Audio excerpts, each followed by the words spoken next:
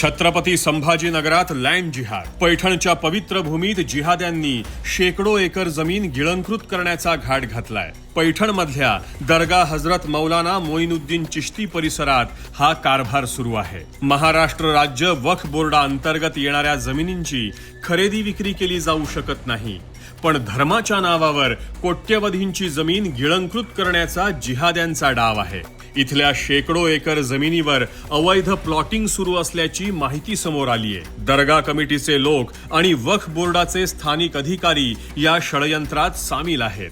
हे फक्त पैठणमध्येच घडत नाहीये, तर हिंदुस्थानच्या अशा कोट्यवधी एकर जमिनी गिळंकृत करण्याचे मनसुबे वक्फ बोर्डातल्या कट्टरपंथीयांचे आहेत. राज्यात आणि केंद्रात जिहाद्यांचे मनसुबे हाणून पाडणारं डबल इंजिन सरकार आहे, म्हणून यातल्या दोषींना लवकरच कठोर शिक्षा होईल. पण प्रश्न हा आहे, औरंगजेब गेला तरी देशाची मालमत्ता गिळंकृत करणारी ही जिहादी वृत्ती अजूनही जिवंत आहे. ही वृत्ती ठेचली तरच ही असली जिहादी कृत्य थांबतील.